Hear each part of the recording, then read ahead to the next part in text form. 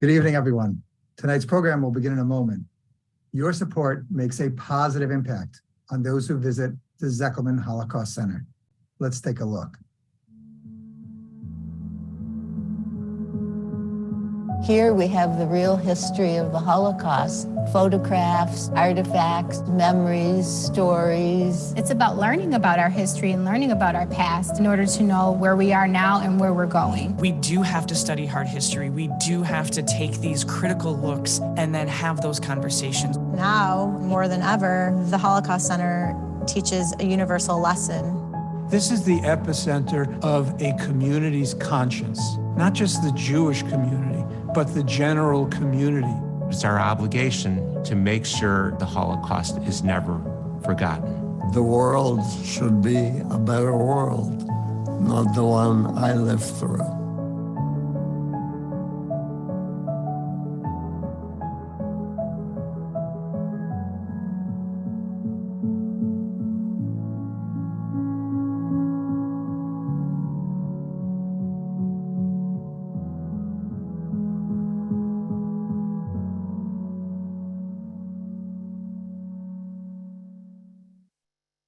Good evening. I'm Ellie Meyerfeld, the CEO of the Zeckelman Holocaust Center, and I'd like to thank everyone for joining us for this evening's program, the Defiant Requiem, Music as Resistance. A special thank you also to our program sponsor, the PNC Foundation.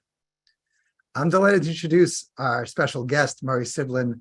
Murry is president and artistic director of the Defiant Requiem Foundation, and he's the creator of several pieces of work, including the concert drama, Defiant Requiem, Verdi at Terezin, which is the film that we hope you watched before this event. Murry is certainly currently a professor at Catholic University of America, where he teaches conducting and music of the Holocaust era. After Murray's presentation, there will be a Q&A session. So as the program progresses, please write your questions in the Q&A box that's at the bottom of your screens. Murray, welcome. And thank you for being our guest this evening.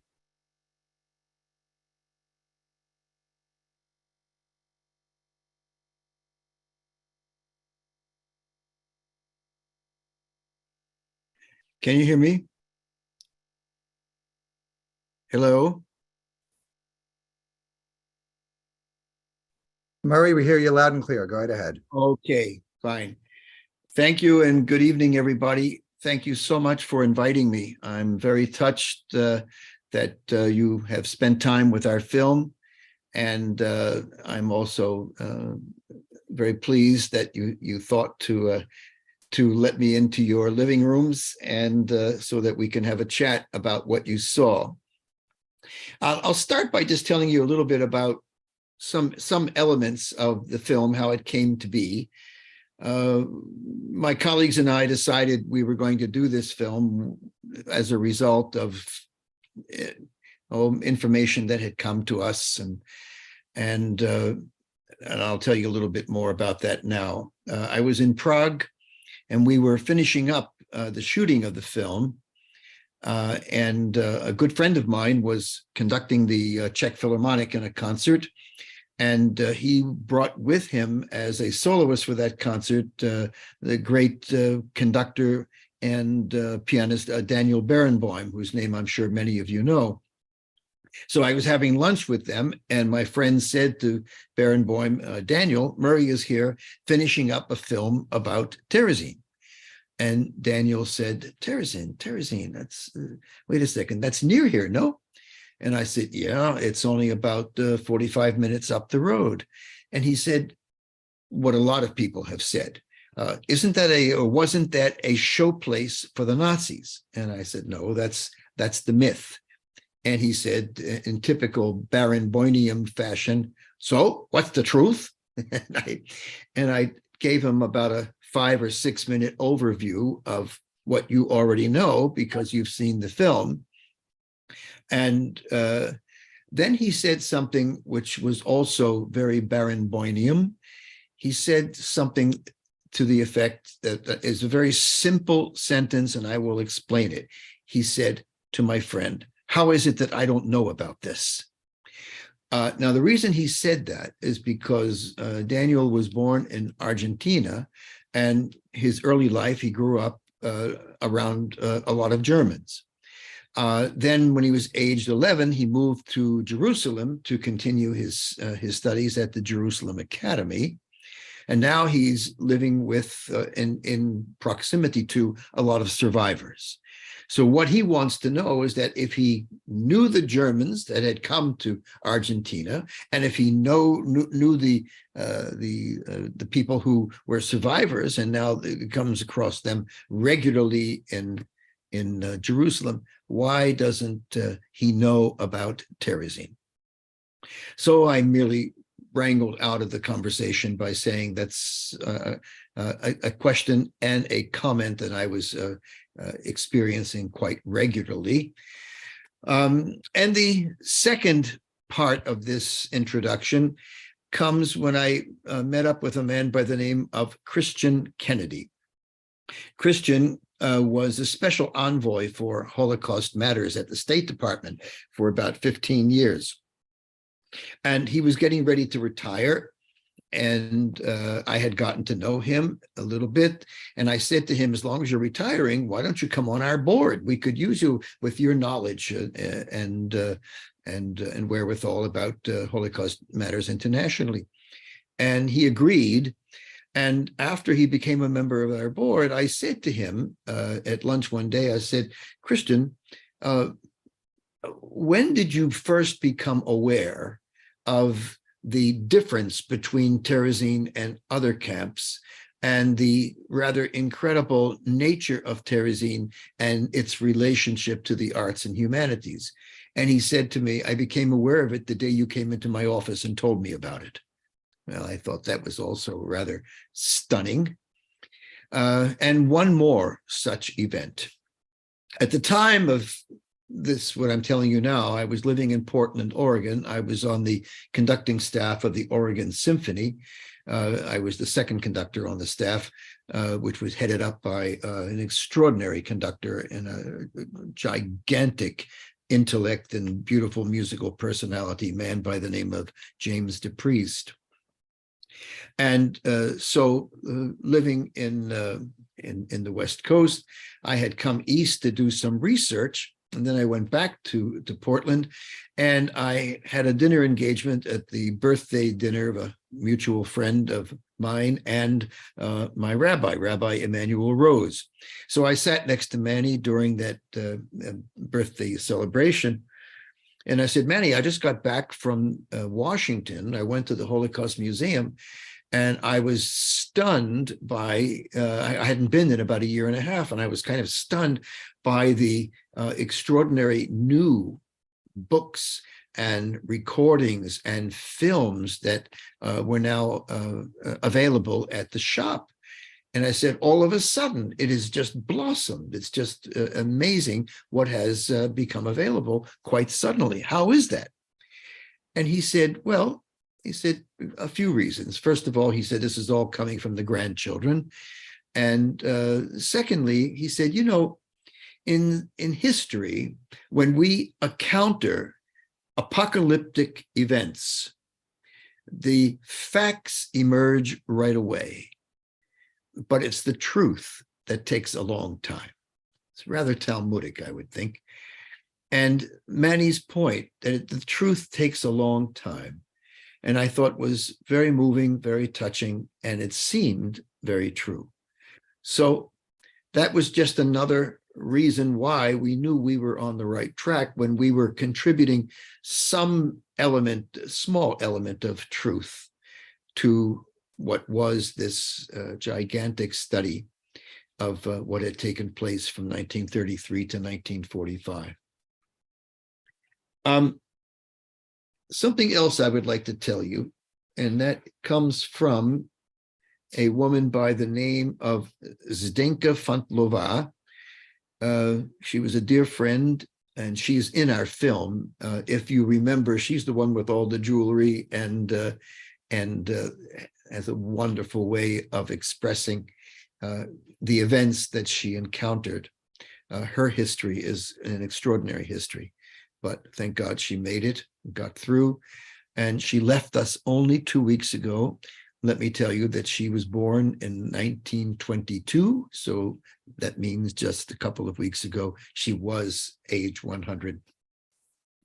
She had the following to say about matters pertaining to Terezín, which I think you might find interesting. She said that people asked Victor Ullmann. Now, Victor Ullmann was a composer, a very distinguished composer, and he was a prisoner in the camp. And he had a lot to do with the organization of and the running of the artistic society, the concerts and the exhibits and all of those things. And he was one of the people who organized and headed up something called the New Music Society. Can you imagine the New Music Center, the New Music Society in Terezín? Now, look, if you're living in a big city, if you're living in Detroit, or you're living in Cleveland, or Chicago, Boston, New York, whatever, you're going to find new music, this, that, and the other, either a society or educational events and opportunities. But you'll find them. And in many cities, Los Angeles, for example, because of the major conservatories within the universities, you'll find 2 or 3 such organizations. But in Terezín, what in the world is a new music center, a new music society doing in a concentration camp? I'll tell you more about this as we proceed this evening. If I don't get to it, remember that I didn't get to it and ask about it during the Q&A section. Okay, so people asked, she said, Zdenka said, people asked Victor Ullmann, how can you compose music in a place where 200 people are dying a day? And he said, that's very simple, because for me, composing music is like struggling for life. I have to. This is fighting for life. So for me, this is music. And so was for the others. I'm quoting her now. And so was for everybody else who was in the arts, whatever they played, whether it was a harmonica or whether it was a string instrument, part of an orchestra. It was a fight for life. It was uplifting. It was strength. It was energy. It was something. And it was this part of the history of the Holocaust, I must say, which has not been publicized as much as the gas chambers. And you know, I often think, what do people actually see, people outside, when they hear the word Holocaust? And I have a suspicion that all they see is the gas chambers and the number of 6 million, and that's all they see. I continue with her comments. But this is what was in between. And that is not used, not publicized enough, not studied enough, because that was the kind of strength and survival which you cannot compare to anything. And she's right. Zdenka was right.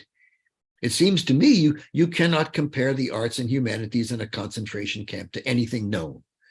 And that's exactly why we explore 20-some composers who were there and the music they created. To most of us, this music is entirely unknown. And I think we too easily accept that, given the absence of the basic needs and the extent of deprivation, that in a concentration camp, composing music, then copying the music and rehearsing the music, and then performing new music in all of its complexities does not only seem unnecessary, but irrational, except that to the composer, it was necessary and it was rational. These composers and other performers, they saw and heard and experienced, and once they got over the shock of being thrown into prison, they had to let us know about it. An assumption that their music would survive even if they did not. And so we explore. In my world, it is now late in 1941, and Jewish artists have been out of commission since 1939. In fact, you may recall that Nazi propaganda minister Joseph Goebbels threw the Jews out of musical society all over Europe.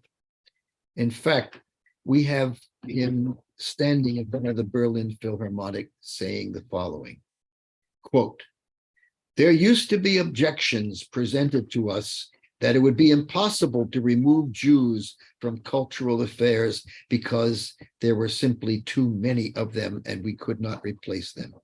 This has been disproved magnificently without any friction or delay whatsoever. This replacement of Jewish people and the system and the direction has been executed. So these are the things that we learn as we go along. And in Terezín, we find an extraordinary number of artists and scholars. As a matter of fact, in Terezín, we find that there were approximately 2,400 lectures given by 530 prisoners on every conceivable subject, None of us could name a topic that someone didn't lecture on. And the number of, let's say there's one subject that had over 300 lectures, and I'm wondering if you could guess silently to yourself what that topic might be. It would be literature. There were over 300 lectures on literature alone. Were there lectures on music? You bet.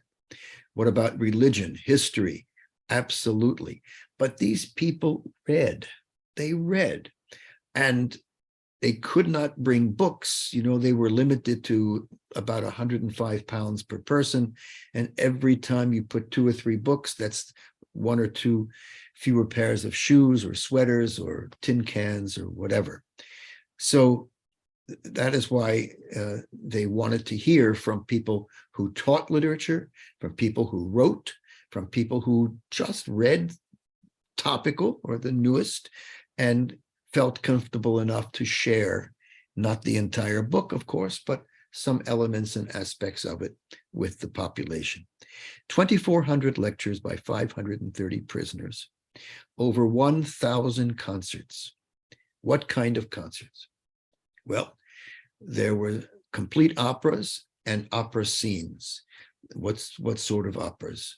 Tosca, Carmen, Magic Flute, Fledermaus, and a few more. There was one opera composed in Terezín, and it was composed by the head of the New Music Society and Center, Victor Ullmann, and it's called The Kaiser from Atlantis, the Emperor of Atlantis.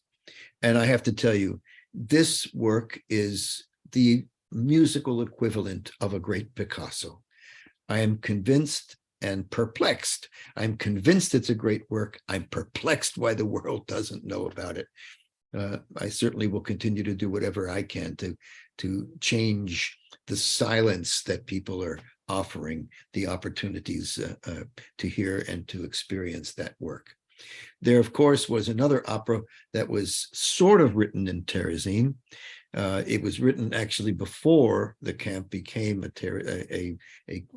concentration camp, a prison camp, and it was redone and fixed in Terezín by the composer. The composer was Hans Krause, and the work, I'm sure many of you know, is Brundebar.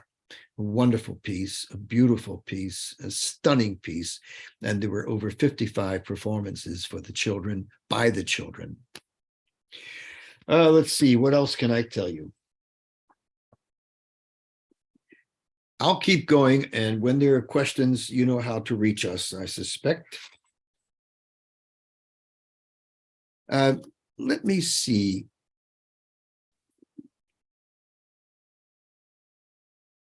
So if people can post to the bottom, if they see the Q&A on the bottom of their screens, they can post questions and then we'll ask them to Murray.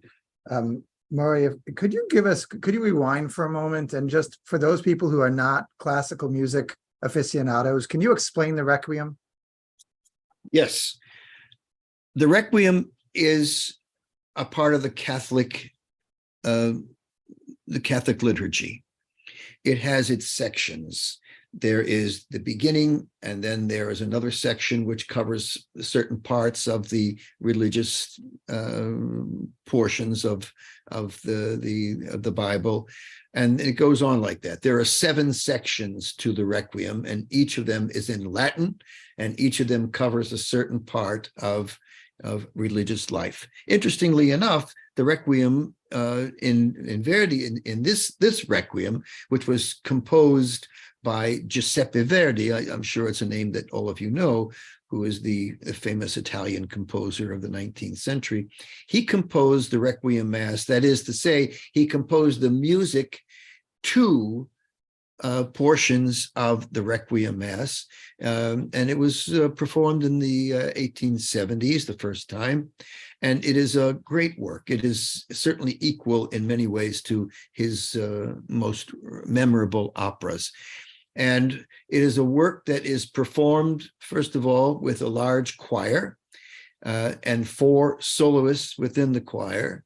And then it requires a symphony orchestra. In Terezin, they didn't have a symphony orchestra, but they had some great pianists. And the one who played the piano for all the performances of the Requiem Mass in Terezin was an extraordinary man by the name of Gideon Klein, who was one of the composers who was associated with the New Music Society, the New Music Center.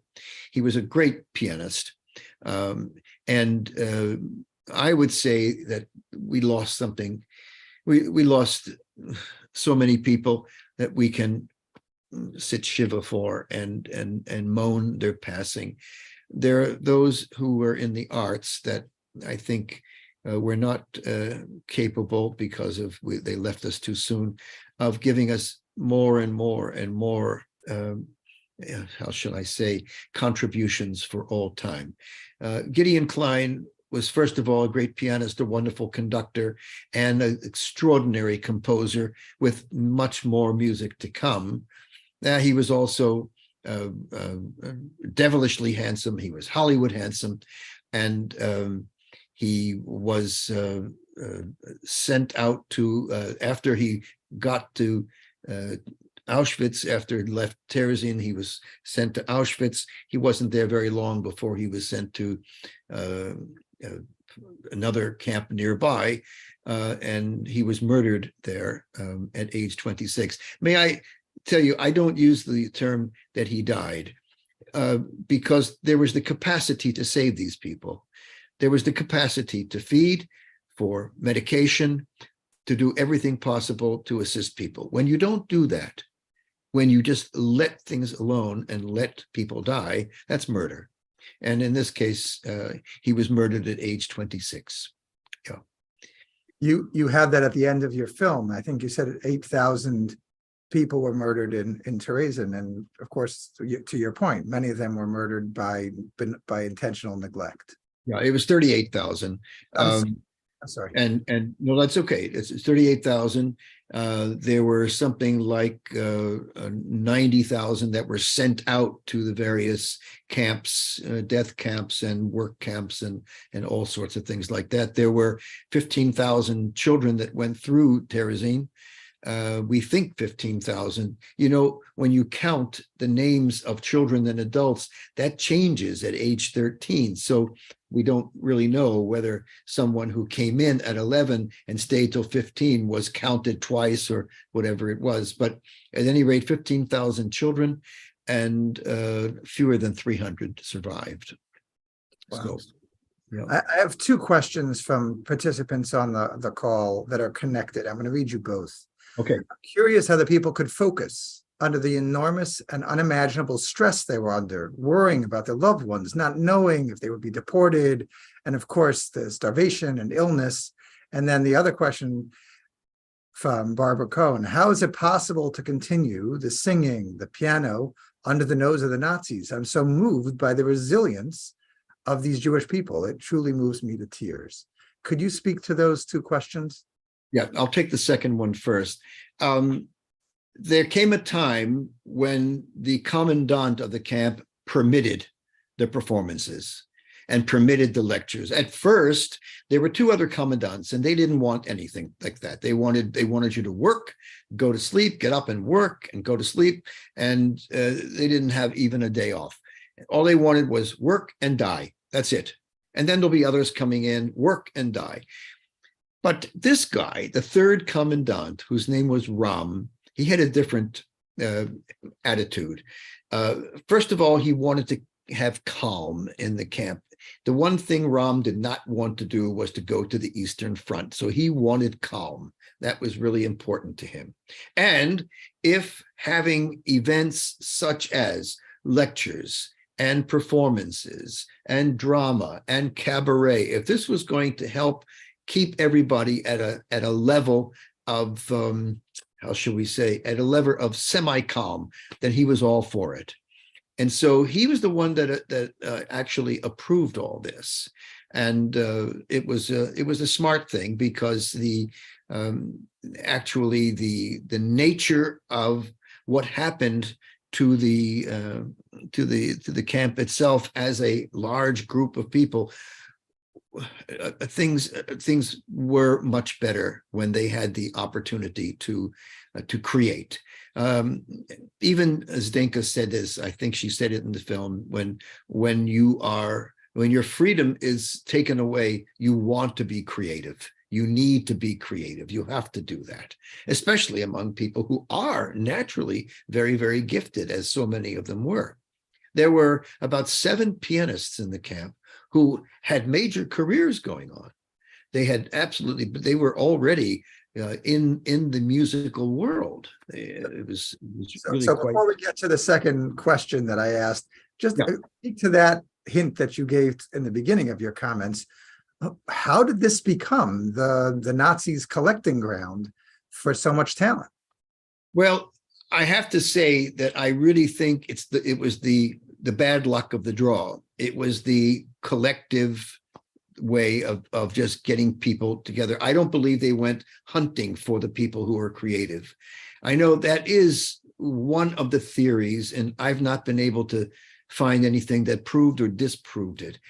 I think that there was a large group of people in Prague and the other Czech cities who were creative, who were intellectuals, and they were Jewish, so they were rounded up. And that's how that happened. Whether or not one of the commandants or Ram said, "Get me a tenor," I don't believe that happened. I just think it was the bad luck of the draw. So to go back to the other question, how these people were able to perform under the amount of pressure and deprivation that they were under? They lived in terror. There's no question about it. They lived in terror. And they did not have very much to eat, and there was nothing nutritious. I know that because Mr. Kraza, who is in the film and was a dear, dear, dear, dear friend of mine, he worked in the kitchen, so-called kitchen. And he says, take it from me, there was nothing nutritious. He said, the only thing we could do is fill the belly a little bit so that they felt that there was no hunger for the moment. But that's all. And there's one little scene in the film where they talk about in line and getting something poured into their cup, hoping that there's something at the bottom. In fact, some of the old people would say, please, from the bottom, if there was a string of something there, a potato or whatever it was. One of the great pianists, Alice Herz-Sommer, who was an amazing pianist. She died a couple of years ago at the age of 110.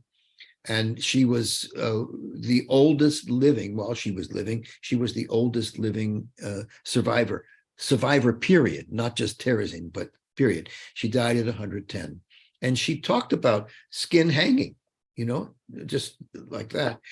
And she said also the most important thing to her and to many others was the music. She says the music prevented hatred. And that was so important because hatred would rob you of your strength. Yeah. So that was her favorite comment. So someone asked just a follow-up quick question. You said that Ram wanted calm because it would save him from the front. I think I know what you mean, but could you explain that to those who are watching? Yes, the other two commandants, I don't know how they got into hot water, but they were taken out and then sent to the Russian front. They were moved from the cushy job they had, to actually being involved in the war itself. But I don't think I finished the other question. It was a matter of how the people. So it's not clear. I cannot tell you whether they had nothing nutritious, but they went to rehearsals and they gave it whatever they could. Now, one of the things that happened in rehearsals was that Rafael Schächter, who was the conductor that the movie was primarily about, in effect, he would not permit any sort of disturbance to his rehearsal procedure. Now, this was not a matter of conductorial ego. This was a matter of he needed everyone's attention if he could be of any assistance to them and keep them focused in on the genius of this music. The music was inspiring. I mean, everybody I talked to, the 6 or 7 people that I know who sang in the choir or who went to the performances, said to me over and over again that the music is what saved them, that this was an extraordinary thing. So, somehow they managed to find strength. Somehow they were dedicated and committed to being as full of whatever life they could muster from within, and the performances were unforgettable. Now, one question that usually comes up is, what about the attitude toward a major Catholic work, a work of the Catholic liturgy that was being done in a concentration camp, which was 99 of 44, 100% Jewish? How did that go over? Well, not so well at first. There was a group called the Council of Elders, and they couldn't make life better at the camp, but they wanted to make sure life didn't get much worse. And if you're doing a Catholic work, and I can't tell you how many rabbis there were in the camp and people who raised all sorts of objections to, what is this? You're performing a Catholic service disguised as a concert. That's how suspicious they were about everything. And they called Rafael Schächter in. They called him in and they read him the riot act. They said, "You will discontinue." And he said, "I won't." He said, and there's this wonderful statement, if I can get this straight. The meaning of any great work of art is never limited to its original intent. Think about that. And so he was saying, yes, it is a Catholic work. So what? It's also beautiful and dramatic and powerful and elegant, and it's also divine in its own way. And so, because the point comes now, are we prohibited from looking at the Pietà of Michelangelo, where Christ falls into the arms of Mother Mary after coming off the cross? Are we not allowed to look at it and weep from its beauty? Well, if you accept that premise, and if you accept Bach's B minor Mass, or the Christmas Oratorio, or the wonderful religious paintings of the 14th, 15th, 16th century, then we have to say that this is a great work of art, and his rationale for choosing it was one and only one criterion. He loved it. He loved it and he wanted to share it. He knew that this would be uplifting and stimulating and warming and memorable. He knew that. And so he wouldn't let anyone talk. If anybody whispered in rehearsal, that person invited the wrath of Rafi, because in order for him to achieve his goals, which is not only to teach the work and perform the work, but also to let people get deeply inside this wonderful music. To escape. To escape, yes. Yes. Where did they get the sheet music? Aha. Aha. You're getting to the crux of every matter. That's Elaine's question. Go ahead. Okay. Elaine, he brought one score. He had a piano vocal score. That's all he had. He had it memorized, so the pianist got the vocal score, and everything else was taught by rote. One evening, he would bring the men down to the basement where they rehearsed, and he'd go over 4 bars. They'd sing, he'd play. They'd sing, he'd play. And he got it until it was right. Okay, that was done. 9. Next night, the women came down, and he'd do the same thing with them. And he'd work it, sing this, the altos here, sopranos there. And this was very complicated because there are a couple of movements where there is a divided music. It's what we call, a double choir. And so it gets very complicated. But with patience and with insistence, that's why you don't talk when Rafi's conducting. With patience and insistence, he taught it. Okay, so one night the men, one night the women, the next night everybody together. Just let's go over those 12 bars, those 15 bars. So it took forever. Okay, then he performs it. Okay, immediately after that, 2/3 of the choir was deported. They all went off. All right, but now he has one third of the choir left that knows it. So he goes out, new people are coming in. These people went out. Okay, he goes out and he recruits from the new people coming in, and he starts over. He did this 3 times. 3 times. Now, the second time, it went faster because he already had 1/3 of the choir that knew it. They could be of great help to the people who were just learning it. So that's the way that worked. And eventually, they gave, believe it or not, 16 performances of the Verdi Requiem, complete. You talked about other music that was performed, famous pieces that were performed in the camp. Where did those scores come from? Well, people brought them in. I mean, you can bring some pieces of luggage. Some people chose the thing to bring with them was music scores. Yeah, look, there are violinists. There's a great violinist named Egon Ledich, who was one of the concertmasters of the Czech Philharmonic. He brought his violin and he brought music as well. I mean, you make choices. There's one guy, Robert Dauber, Dauber. He was a cellist. Now listen to this. You can't bring a cello, right? It's too much weight and so forth. Okay, so what did he do?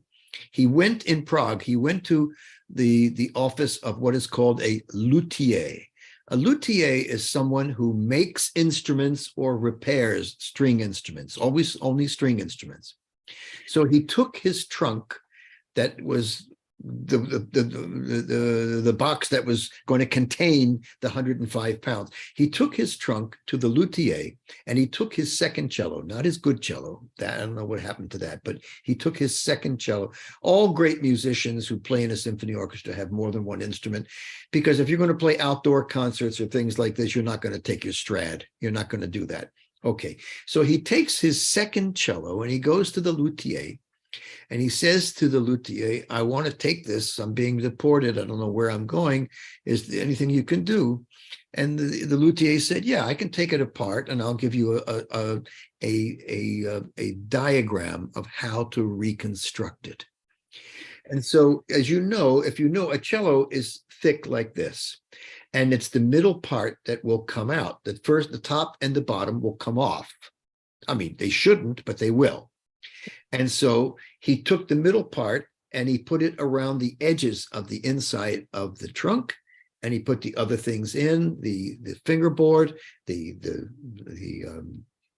all the other parts, the sound post, all the other parts, the things that tighten the strings and loosen the strings. And so he was able to bring his cello in, and he was in demand. He was in demand.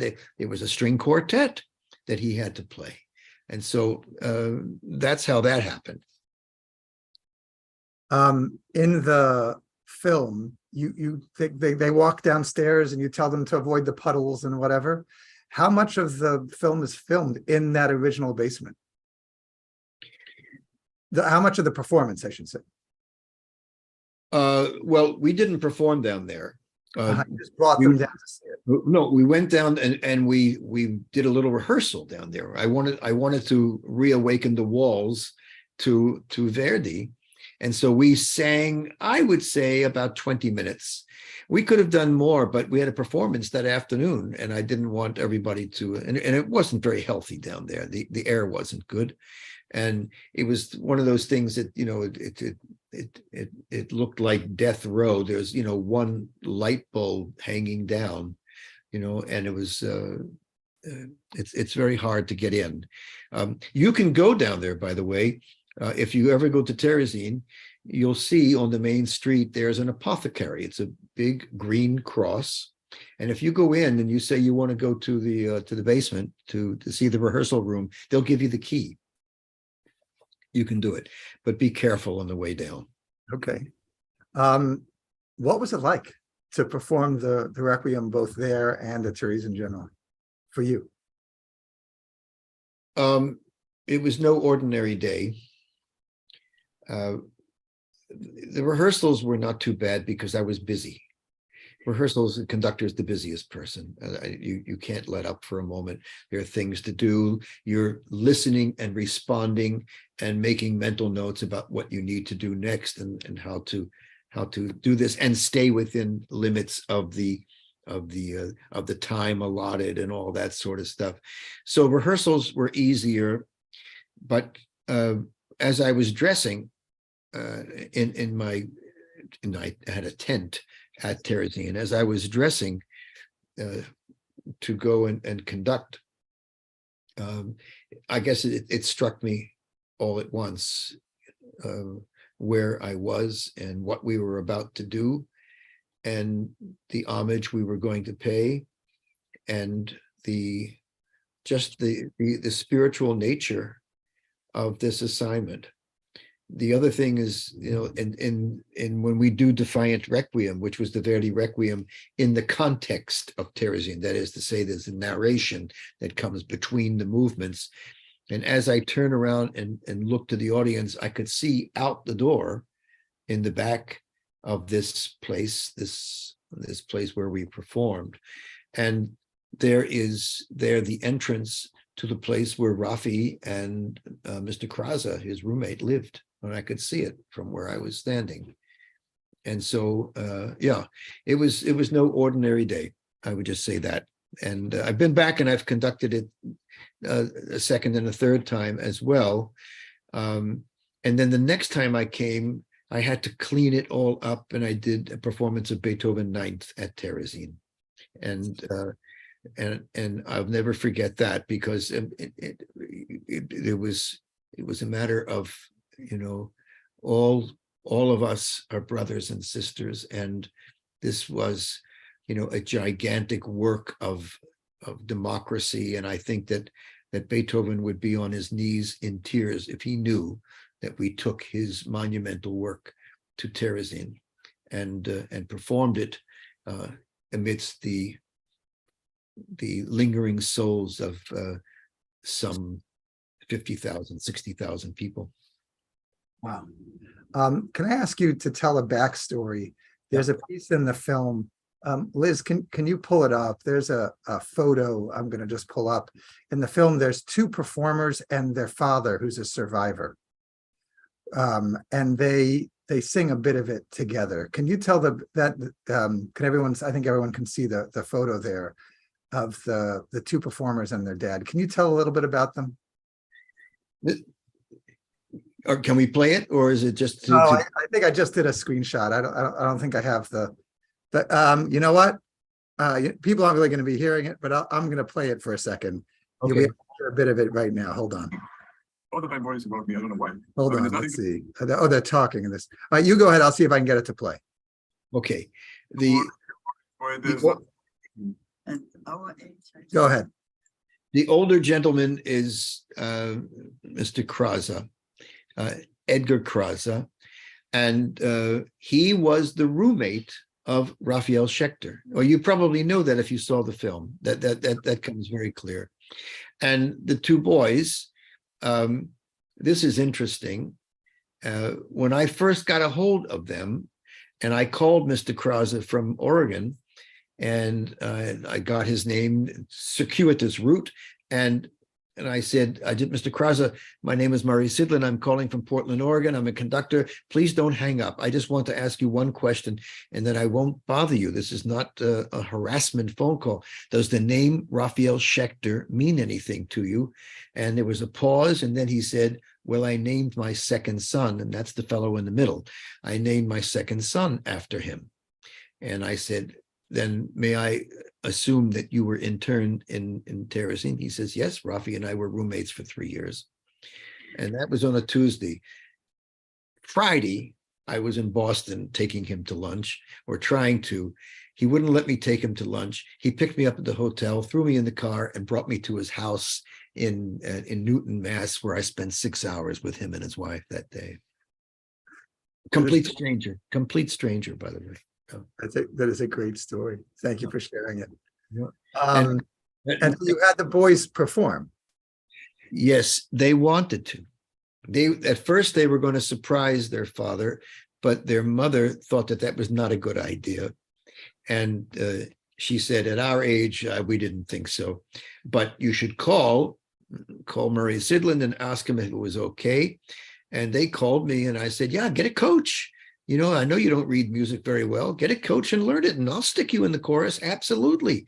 If your name is Krause and your father is Edgar and your mother is Hanka, believe me, I want you involved in this. They have both since that first performance, which was for them, it was at the Kennedy Center. They've sung with us now 5 or 6 or 7 times, and one of them has a son who has started to sing with us now too. So it was yet another generation. That is wonderful. Mr. Krause, unfortunately, has passed on. So here's a very softball question for you, but how do you, Jen asked, how do we find and keep alive the art, the music that came from such a terrible experience? Like you said, not that many people know about this performance of the Requiem, and it's just an extraordinary work. Well, there's the Requiem has its own life, you know. I mean, I would say the Verdi Requiem is one of the most performed works in the concert hall internationally. I don't think we have a problem keeping the Requiem alive. No, I don't think that's what they meant. The context of the Requiem in relation to Terezín, that's my job. That's what I have to do, and I will, and I will do it until I can't read music anymore. Well, at least 110, like that Survivor you told me. God willing. But I would say that there's a lot of music in Terezín that, you know, we now have and we have to perform. You know something, we have this music. And if we don't perform it, it's like murdering them a second time. We've got to do this. And we will, you know, we will. We perform every time we go out. We perform about between 15 and 20 compositions that were composed at Terezín. It's a separate concert,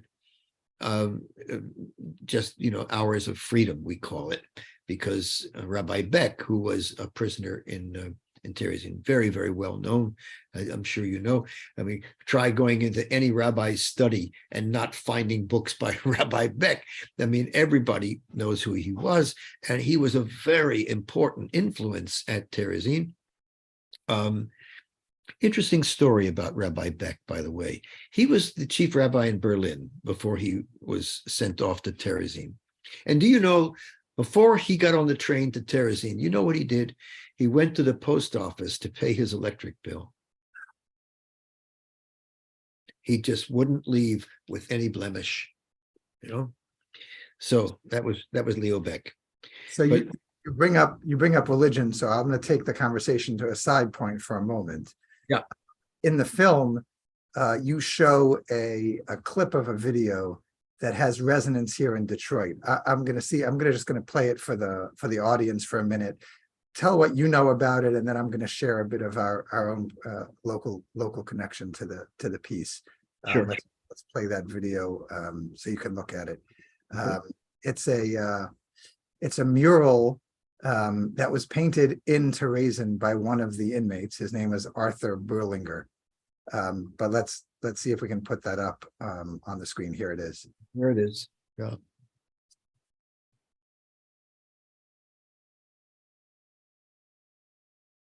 You can tell us about the Hebrew, huh? Yes. So the one we're looking at right now says, "Know in front of whom you stand," which is a common thing that you might find in a synagogue. And the one they showed before that was the phrase, "We look to return to Zion."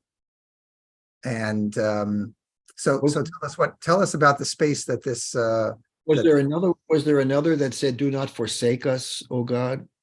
So that's not in this. That's not in this. What we saw, Yeah. but it might be there. But something that was not photographed. Okay, this is a place. It's very hard to find. It's called the Secret Synagogue. That's how everybody refers to it, because at the time that it existed, it was a secret. It was over in the area where most of the Danes lived.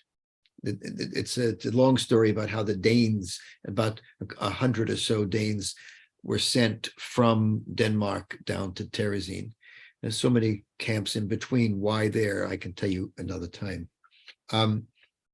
So there was this, and they decided that they were going to have a synagogue that they could, if they could squeeze in for Shabbat or for the holidays.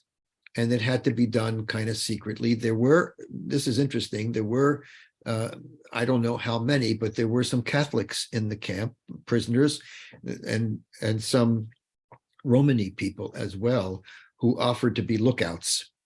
And so the Germans did not really wander through the camp too much because it was protected. I mean, it was a strange. Get out. It was a prison. Couldn't get out, and if you should get out, there's no place to go because there are other camps very close by with more Nazi guards and Czech guards as well, working for the Nazis. So there was no problem about that.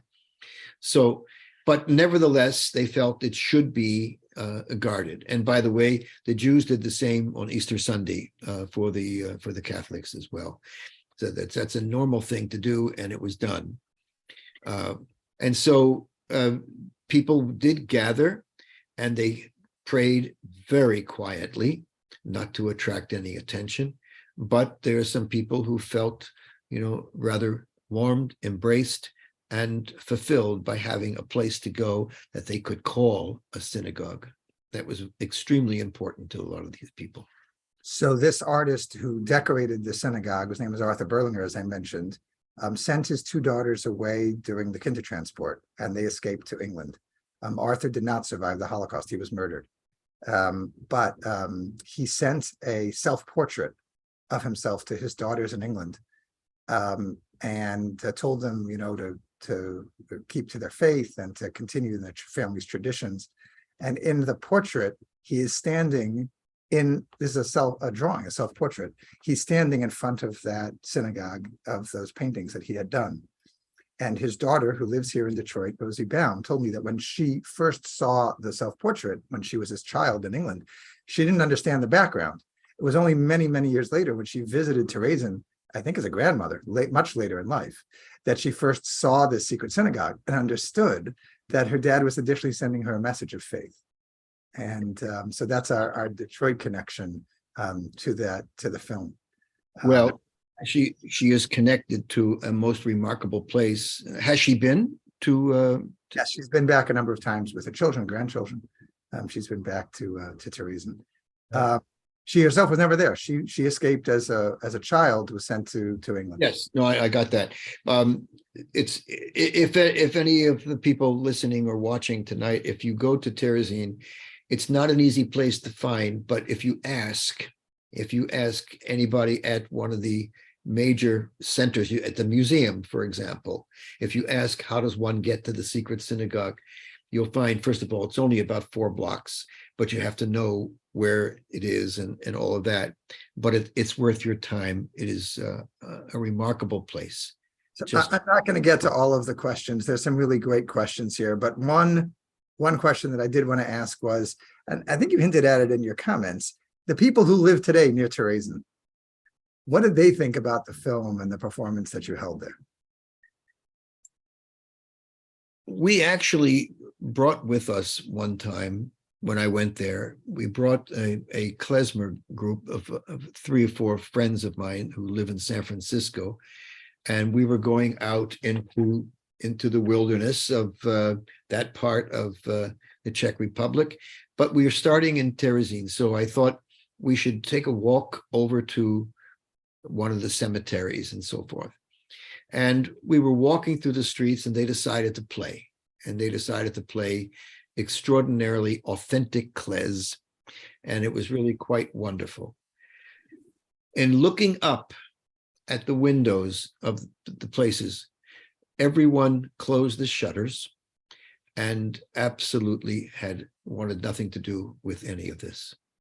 It was sad. I was not angry. I was saddened. I was saddened that people couldn't face the history and the culture and the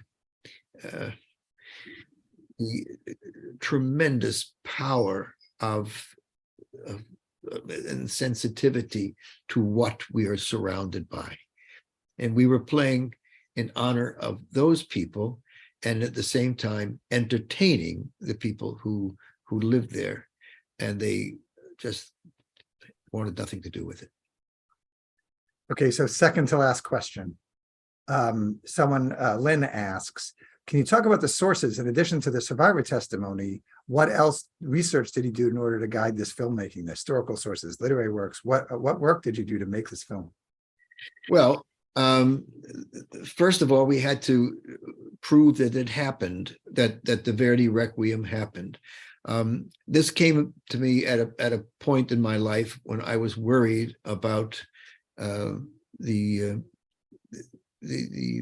lack of authenticity. We needed to be absolutely certain, because, as you know, need I say today, the deniers are there. They're in the wings, and the anti-Semitism that they provoke.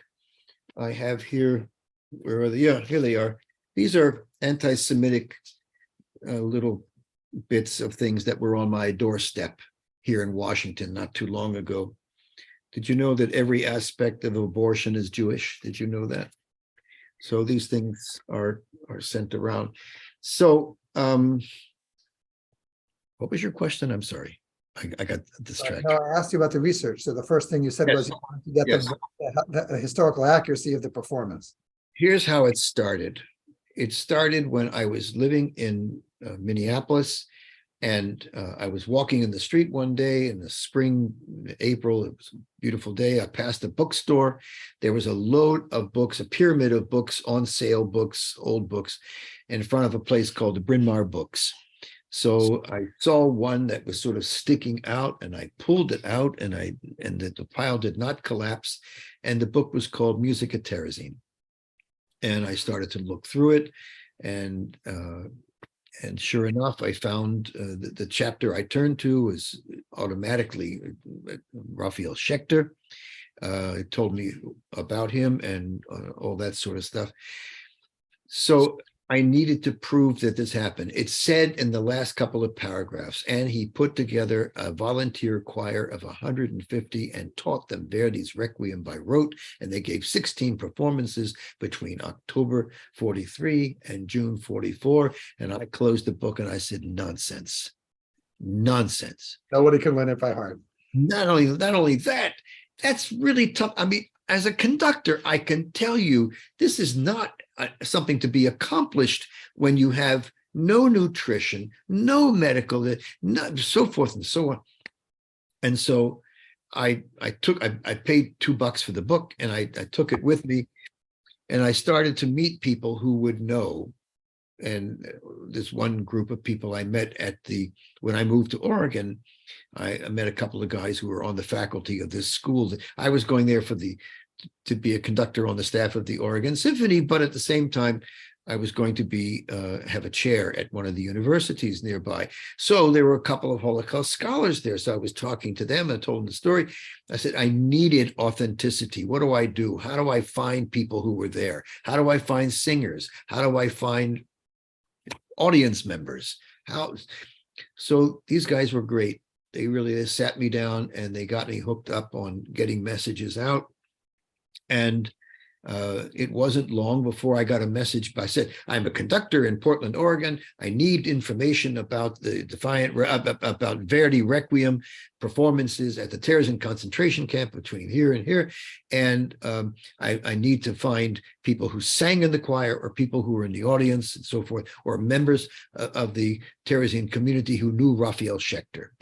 So I pressed send and I figured, just hung around. Well, I mean, I could have gone through War and Peace twice before I got an answer, but I got an answer, and it was from Israel, because at the end it said IL, and but the message was very Israeli. It said, "What do you want them for?" That's all it said. That's all it said. So I came clean and I said, well, I don't know. I came across this information, and apparently he conducted some 16 or 17 performances of the Verdi Requiem. I need to know, did this happen? Can I meet up with people who were in the choir or in the audience, whatever it was, so forth and so on. So I send. It was about 10 days before I got a response. And the response came from the niece of Rafael Schächter. Whoever sent me the first message, and it was unidentified, passed it along. And she wrote to me and said, my mother, his sister, want to know what this is all about. So I went to my coaches and I said, what do I do now? And they said, you're making progress. They're trying to find out if you want to make money off of them. That's what this is. So be honest. Tell them this is not a money thing. Tell them that this is, information only. So I did that. And she wrote back and said, my mother said that my uncle had a friend in Terezín who she thinks was named Kraza, which is a very common Czech name. It might be E. We don't know for sure, but we think he went to Israel and he was talking about New York, but he was a cook and he had friends in Boston who had a catering business or something. That's all we can tell you. So the last thing she said was Boston. So I called area 617, and sure enough, that's how I found it to begin. Are we out of time? Because I've got a few more things. We are, but we have a couple of minutes. Go ahead. I don't want to cut you short, so go ahead. When I was in Jerusalem, to my good friend and my colleague, who is the production director of Defiant Requiem, and I were having dinner one night, and we were talking about the meeting we were going to have the next day with the people who run the Israel Festival. We were getting ready to do Defiant Requiem in Jerusalem. And so at a table right next to us was a guy working on a computer, and we were talking about the things we needed to talk about and so forth. This guy turns his chair around and comes to our table, just, no introduction, no nothing, just joins us. Just fine. He seemed like a nice guy. And so he says to me, what are you guys talking about? What's all this? So I came clean and told him what it was. And he said to me, this is interesting. After I told him everything that we had found out and what we were trying to regenerate in the minds and hearts of people and so forth, I said, he asked me this. He says, are you a scholar? I responded, not officially. I said, when I came across the spirit of Terezín, how the prisoners responded to the worst of mankind with the best of mankind, I dropped everything, rethought my career, and began the search for answers, questions and answers, and came to understand I was going to devote my mind and heart to illuminating the Terezín legacy. His response was, I see. So you are a messenger. We have many messengers here in Israel. I wish you well. And then he turned and went back to his table. And I never thought of that. And I knew I wasn't an official scholar. I knew that because I know official scholars and I ain't them, and they are helpful to me. And I try to put into music and on stage what they have taught me. So there's that. But then I realized that what I was doing was trying to illuminate the legacy of Terezin. And that makes me kind of a messenger, and I will accept that. I will accept that. Thank you. I have a last question. Just can you tell me about the painting behind you? Oh, yes. My wife was a painter. She doesn't paint much anymore, but she was at one time, and this is her work. Thank you very much for sharing it with us. Yeah. Okay, this has been a wonderful evening, Murry. Thank you so much for all of your sharing your information. Anyone who hasn't yet watched the film Defiant Requiem can see it on our homepage on holocaustcenter.org. It's going to be up at least until tomorrow. I want to thank our supporters, our donors. The reason we can offer events like this free of charge is because of their generosity, the caring supporters like you. I want to ask you to please consider making a donation. You can visit us at holocaustcenter.org/year-end, where you'll find a donate button on the site. And that way we can continue to impact the lives of those in our community in the coming year. If you want to learn more about Terezin and what day-to-day life was like for those imprisoned, I invite you to come by and see our special exhibit, To Paint is to Live, the artwork of Eric Lichbau Leslie. Eric was imprisoned in Terezin, and he used satire and a cartoonish style of art to express himself during his time as a prisoner there, and to make some sense of his situation. Miraculously, those pieces survived. Eric went back to Terezin to recover them after the war, and we currently have over 130 paintings and original sketches of his on display here at the museum. I want to wish you all a happy and a healthy season, and thank you all very much for joining us, and have a pleasant evening. Thank you, Ellie. Thank you so much.